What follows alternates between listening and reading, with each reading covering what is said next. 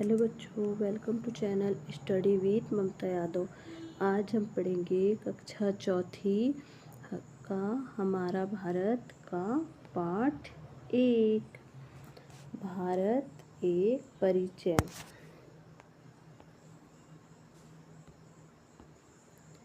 सभी को अपने आसपास के क्षेत्र, अपने शहर एवं अपने देश के बारे में जानकारी होनी चाहिए। तीसरी कक्षा में आपने हमारी दिल्ली के बारे में पढ़ा। अब हम अपने देश भारत के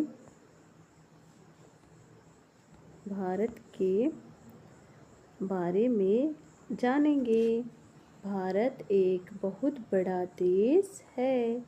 यदि हम बड़े आकार को आधार बनाएं तो विश्व में हमारा देश 7वें नंबर पर आता है। संसार के नक्शे में भारत को देखिए। इस विशाल देश को जानने एवं समझने के लिए सबसे पहले मानचित्र की आवश्यकता होती है। भारत को ही नहीं वरन पृथ्वी के विभिन्न शहरों,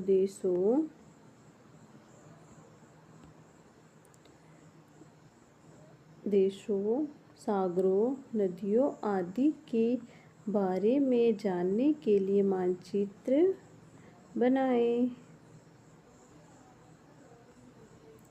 मानचित्र नक्शा पूरी पृथ्वी या इसके एक भाग का चित्र है, जो पैमाने एवं प्रतीक चिन्हों की सहायता से कागज या अन्य किसी चपटी सतह पर बनाया जाता है।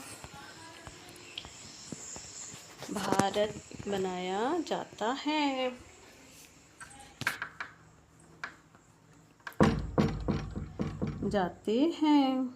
किसी देश बच्चों इस बुक में दिख नहीं रहा है। जाते हैं किसी देश या क्षेत्र के मानचित्र देखकर हम उस देश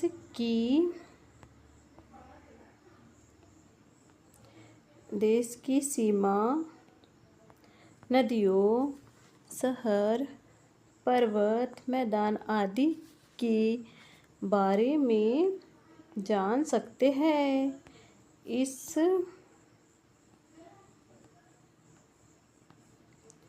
इसलिए हमें मानचित्र को पढ़ना आना चाहिए।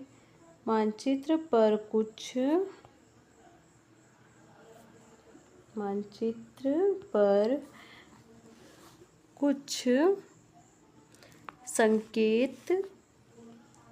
संकेत बने होते हैं। उन संकेतों को देखकर हमें पता चलता है कि कहाँ शहर है, कहाँ नदी, मैदान या पर्वत है।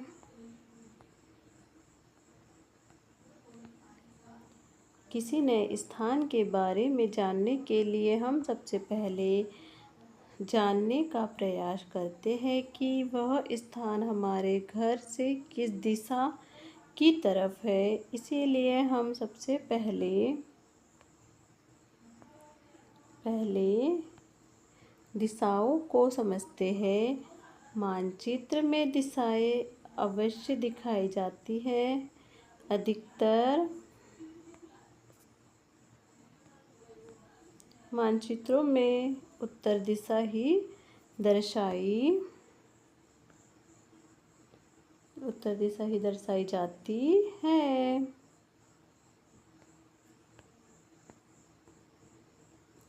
जाती है।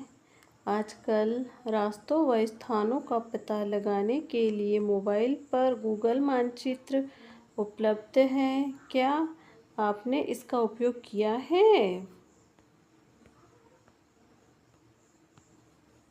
तीर की नोक से उत्तर दिशा दिखाते हैं। चित्र संख्या 1.2 देखिए। आप मानचित्र को अपने सामने रखिए तो ऊपर की तरफ उत्तर, नीचे दक्षिण, दाईं तरफ पूर्व और बाईं ओर पश्चिम होता है। मानचित्र पर दिखाए गए अन्य संकेतों को देखकर इसे समझने का भी प्रयास कीजिए। ठीक है बच्चों, मानचित्र को यहाँ पर दिया हुआ है ना मानचित्र, तो इसको देखकर आप समझने का प्रयास करो। इसमें देखो कि कौन सी जगह कहाँ पर है, कौन सा शहर कहाँ है, ठीक है, कौन सा राज्य कहाँ पर है।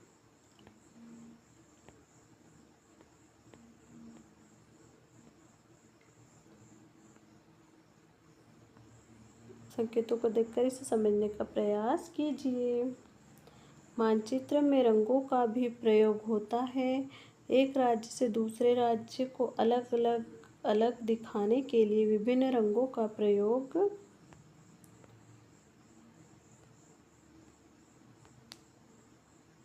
किया जाता है। गहराई व ऊंचाई दिखाने के लिए भी अलग अलग रंगों का प्रयोग किया जाता है। ऊंचाई को अधिकतर भूरे रंग से और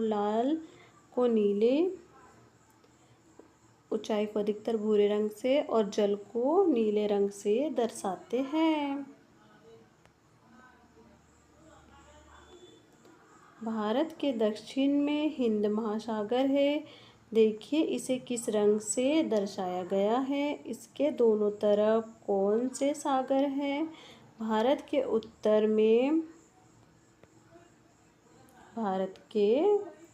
में पर्वतों की एक श्रृंखला है। इसे हिमालय पर्वत कहते हैं। इसे क्या कहते हैं बच्चों? हिमालय पर्वत। आप मानचित्र में राज्यों की गिनती कीजिए और पता कीजिए कि भारत में कितने राज्य हैं।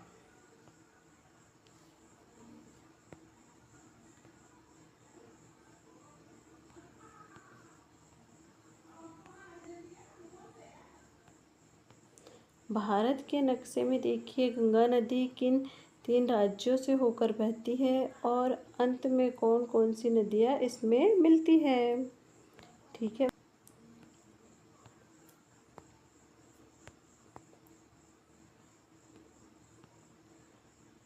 भारत के उत्तर में पर्वतों की एक श्रृंखला है। इसे हिमालय कहते हैं। इनका विस्तार मानचित्र संख्या 1.3 में देखिए। भारत में कई नदियाँ भी बहती है। आप इन्हें मानचित्र संख्या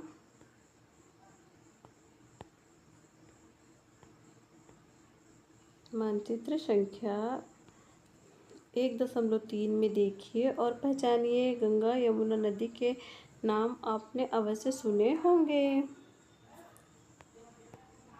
ये है ना बच्चों मानचित्र, इसमें हमें देखना है। 3 भारत प्राकृतिक, ये है हिंद महासागर ये है अंतर्राष्ट्रीय सीमा नदी। ठीक है, ये अरब सागर है बच्चों, ये चीन है। ऐसे ही हमें इस मानचित्र को देखकर सब चीज़ों का पता लगाना है। गंगा यमुना नदी के नाम आपने अवश्य सुने होंगे। इसके अलावा भी भारत में कई बड़ी नदियाँ हैं। आप भारत के विभिन्न भागों में बोली जाने वाली अन्य भाषाओं के बारे में भी पता करिए।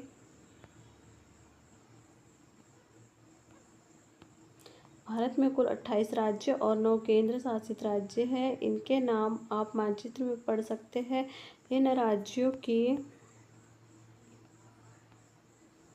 अपनी विशेषताएं हैं। इनमें विभिन्न भाषाएं बोली जाती हैं, जैसे पंजाब में पंजाबी, महाराष्ट्र में मराठी, पश्चिम बंगाल में बंगला, केरल में मलयालम, तमिलनाडु में तमिल, कर्नाटक में कन्नड़ आदि। दिल्ली में विशेष राज्य का स्थान प्राप्त है। दिल्ली को विशेष राज्य का स्थान प्राप्त है। भारत में सभी धर्मों के लोग जैसे हिंदू, मुस्लिम, सिख, ईसाई, बौद्ध, जैन और पारसी आदि मिलकर रहते हैं। इस तरह भारत अनेकता में एकता का देश है। भारत क्या है बच्चों? अनेकता में एकता का देश है।